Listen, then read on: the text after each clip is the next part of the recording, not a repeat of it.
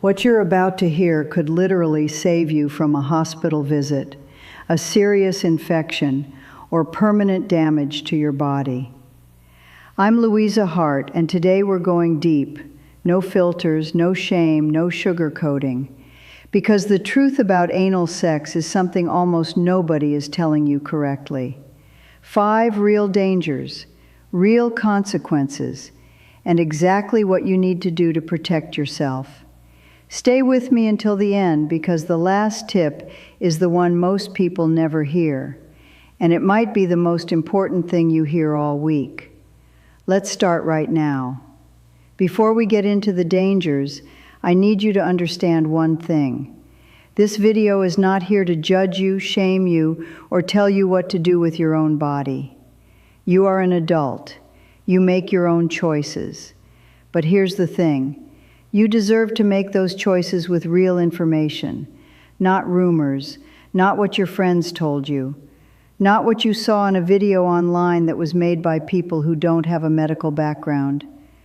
I'm Luisa Hart. I talk about sexual health, the body, and the things that people are too embarrassed to bring up with their doctor. And today, I'm pulling back the curtain on one of the most practiced, most misunderstood, and most under-discussed topics in sexual health: anal sex. The numbers don't lie. Millions of people engage in this practice regularly. Some do it out of curiosity, some because they genuinely enjoy it, and unfortunately, some because they feel pressured. But almost all of them have one thing in common. They were never properly taught about the risks. And that lack of information? It has sent real people to emergency rooms. Real people with real injuries, real infections, and real embarrassment, sitting in a hospital bed wondering why nobody ever warned them. So let's fix that, right now, together. Danger number 1. Fissures, the tears that nobody talks about. Let's get anatomical for a second, because this is important. The vagina is a self-lubricating organ. When arousal happens, the body produces natural moisture to prepare for penetration. It's a biological feature built specifically for that purpose. The anus is not. The anus was designed evolutionarily, structurally, physiologically, to do one job.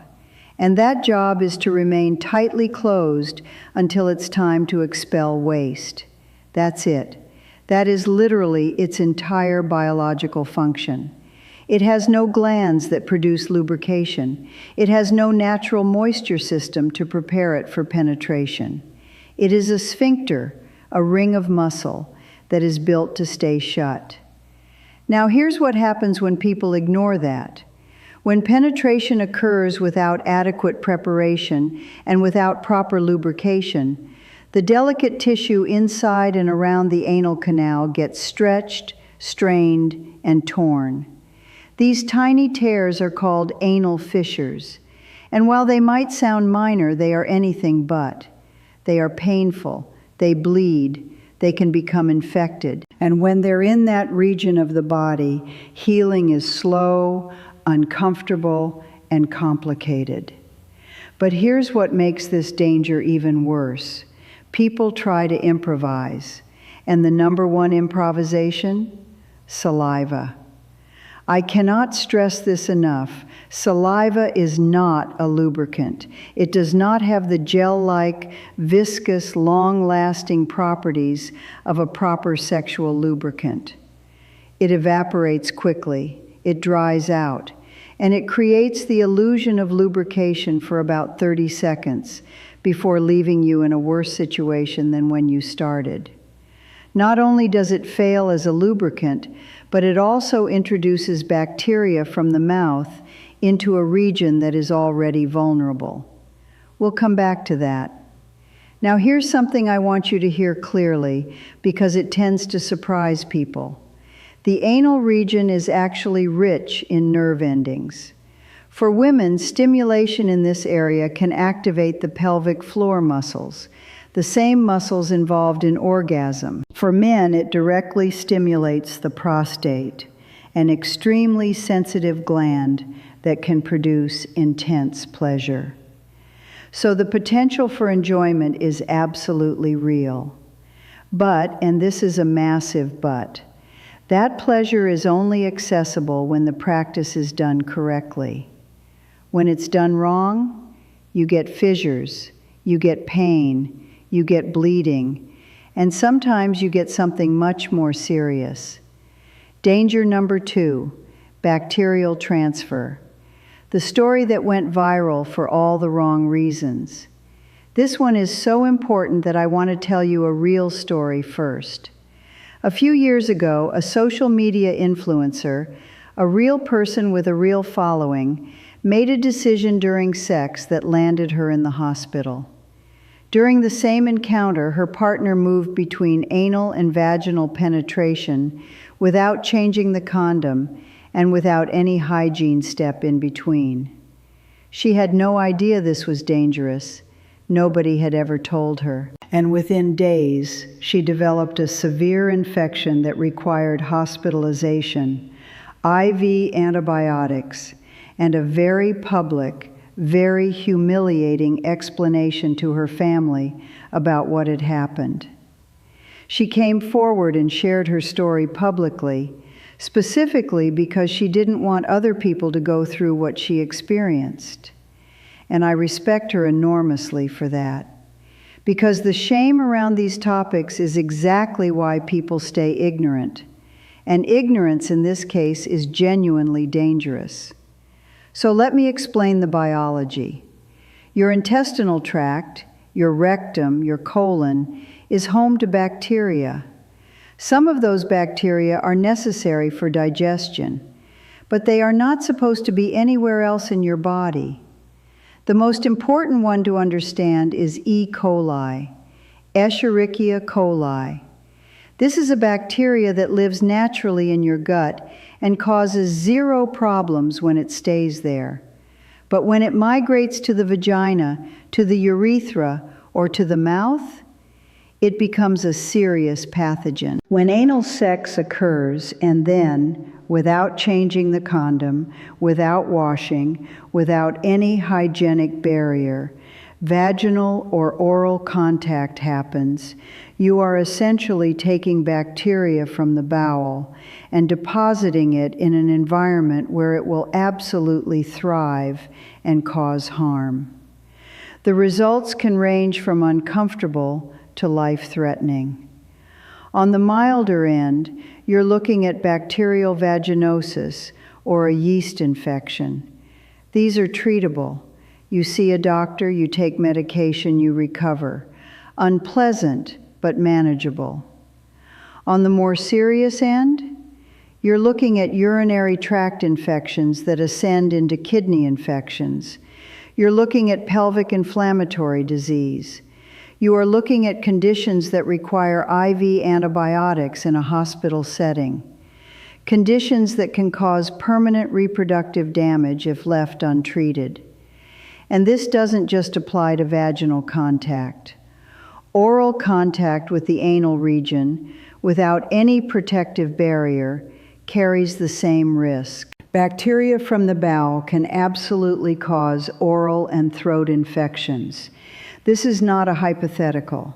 This is documented, studied, and real. There are products specifically designed for this. Flavored condoms exist for oral anal contact. Dental dams, thin latex sheets, were created specifically for this purpose. Yes, some people find them awkward or annoying. That's okay. You can feel however you want about them. But if your goal is to protect yourself, these tools exist and they work. The rule is simple and non-negotiable. If you go anal, you change the condom before going anywhere else. Full stop. No exceptions, no shortcuts. Danger number 3, fecal incontinence. The risk nobody wants to say out loud.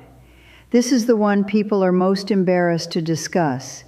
And because it's embarrassing, most people never find out about it until it's too late. Let's talk about your sphincter. The anal sphincter is an extraordinarily precise muscle. It has one job: stay closed. And it is extremely good at that job under normal circumstances. It maintains constant tension. It responds to pressure signals from your bowel. It is, in many ways, one of the most finely tuned muscles in your entire body. But muscles can be stretched. And when a muscle is repeatedly stretched beyond its normal range, its ability to return to its original tightness diminishes over time. This is not guaranteed. It does not happen to everyone, but it is a real risk, and it is significantly elevated when anal sex is practiced frequently, without preparation, and with inadequate lubrication. When the sphincter is forced open repeatedly without the muscle being properly relaxed first, micro-damage accumulates, and over time, that can translate to reduced sphincter tone, meaning the muscle is less able to stay closed when you need it to. The result? Fecal incontinence, difficulty holding in gas or stool, unexpected leakage. Imagine not being able to fully control your bowel movements. Imagine that being a permanent consequence of something that could have been avoided with basic precautions. There's also a secondary mechanism that contributes to this. When anal sex happens without a condom, semen enters the rectal canal. Semen has properties that affect bowel motility. It can cause the stool already present to become softer and more liquid, similar to a laxative effect. This can cause urgent, uncontrollable bowel urges in the hours after sex. Some people describe it as sudden onset diarrhea. It is uncomfortable, it is humiliating, and it is entirely preventable with a condom. Let me be direct. Using a condom during anal sex is not just about preventing STIs. It protects the structural integrity of your sphincter.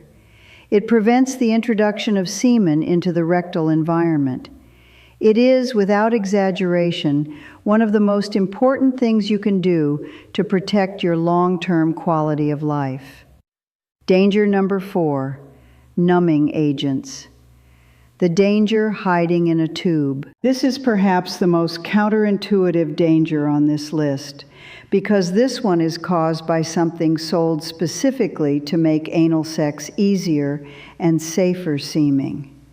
I'm talking about topical anesthetic creams, numbing gels, products that promise to reduce or eliminate discomfort so the experience is more enjoyable. On the surface, this sounds helpful. The discomfort is gone. Everything feels easier. What's the problem? The problem is this: pain is not your enemy. Pain is your body's communication system. It is your internal alarm. When something is wrong, when tissue is being damaged, when a muscle is being overstretched, when a tear is forming, your body sends a pain signal to make you stop. When you numb that region, you silence that alarm entirely. You can be sustaining serious damage, tearing tissue, injuring the sphincter, creating wounds that will become infected, and you will feel nothing, absolutely nothing, until the numbing agent wears off hours later, and suddenly you're dealing with injuries that went unnoticed and untreated during the entire sexual encounter. These products are widely available. They're marketed with appealing packaging and reassuring language. But the medical reality is that they remove your body's primary protective mechanism, leaving you completely unaware of damage as it's happening. Beyond the injury risk, some of these products also contain chemicals that disrupt the mucosal lining of the rectum, the thin protective tissue that lines the inside of the anal canal. That mucosal lining is one of your defenses against bacterial invasion and STI transmission. When it's compromised by harsh chemicals, your vulnerability to infection increases dramatically. My recommendation is clear. Do not use numbing agents for anal sex. If something hurts, that pain has a purpose. Listen to it. Slow down. Stop. The goal should never be to override your body's signals. The goal should be to prepare your body properly so those signals don't fire in the first place. Danger number 5, object retention. This is the one that ends with surgery. I have to be direct with you about this one because the consequences are serious and they happen more often than you'd think. The anal sphincter has a unique anatomical characteristic. It creates suction. When objects are inserted and the sphincter closes around them, the negative pressure inside the rectal cavity can pull objects deeper inward, beyond the point where they can be retrieved manually. Once an object passes the internal sphincter, it is inside the colon.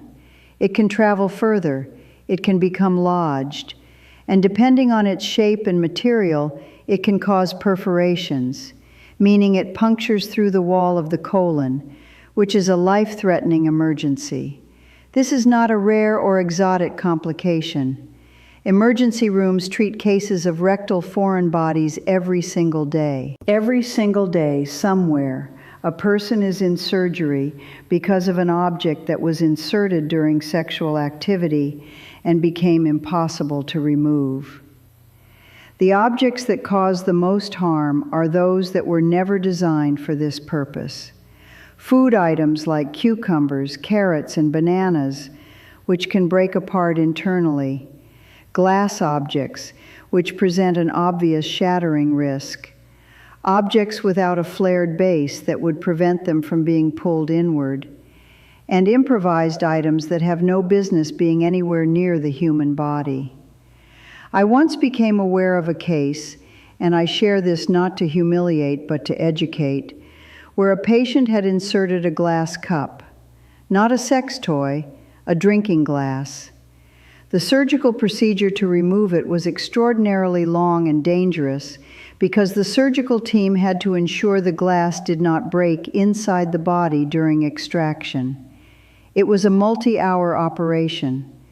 The patient survived, but the physical and psychological trauma was significant. If you are going to use objects for anal stimulation, and many people do safely, the rules are simple and absolute. Rule 1. The object must be specifically designed for anal use. That means it has a flared base. A base that is wider than the object itself, so it physically cannot be pulled inside the body. Rule 2. The object must be made of body-safe material. Medical-grade silicone, stainless steel, or hard plastic. Nothing that can break, shatter, or degrade inside the body. Rule 3. Never use food. Never. Rule 4. If an object becomes stuck, do not attempt to retrieve it yourself. Do not be embarrassed. Go to the emergency room. Immediately. The longer you wait, the more dangerous it becomes. Now.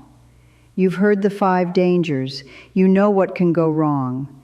But I promised you I'd also tell you exactly how to make this safe, and I keep my promises. Here is your complete protection guide. Step 1, relaxation, physical and mental. This is foundational and it is non-negotiable. The anal sphincter responds to anxiety. When you are nervous, tense, or uncomfortable, the sphincter tightens even further. Forcing penetration against a tightened sphincter is how fissures happen. It's how pain happens. It's how injuries happen. Relaxation means 2 things. First, your body needs to be relaxed.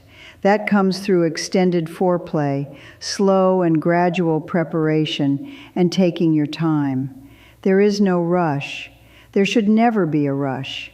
Second, and this is equally important, your mind needs to be relaxed. And your mind only relaxes when you genuinely want to do this. Not because you feel pressured, not because you think you should, not because your partner wants it and you don't want to disappoint them. I will say this as plainly as I can. If you do not want to engage in anal sex, your body will reflect that. Your muscles will be tighter. Everything will hurt more. Everything will be more likely to cause injury. Your psychological state is directly connected to your physical response. They are not separate. Any partner who pressures you past your genuine comfort is not a partner who deserves access to your body. Full stop. Step 2, lubrication. Use it generously. Use the right kind. The anus produces no natural lubrication. This means that without an external lubricant, friction during anal sex will be significant and damage is almost inevitable over time.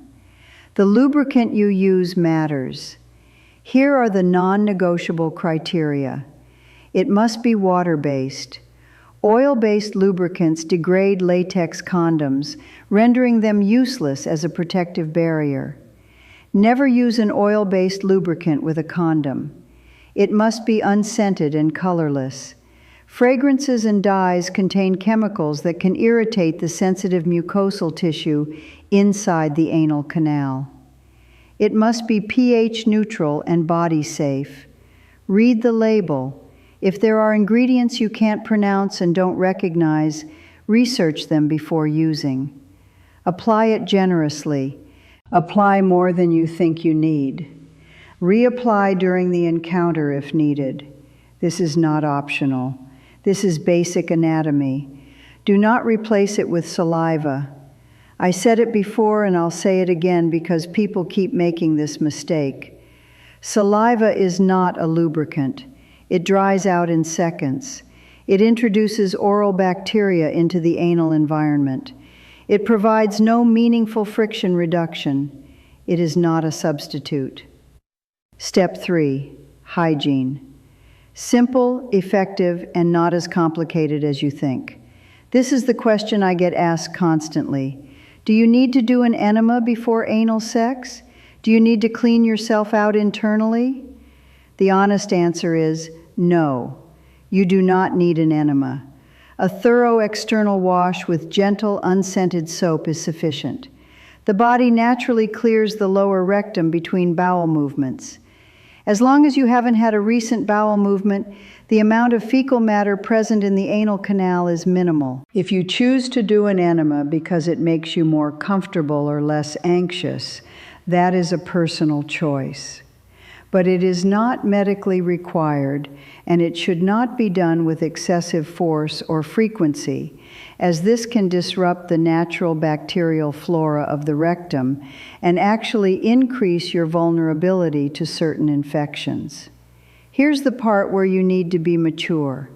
If you are going to engage in anal sex, there is a possibility of encountering fecal matter. That is a biological reality.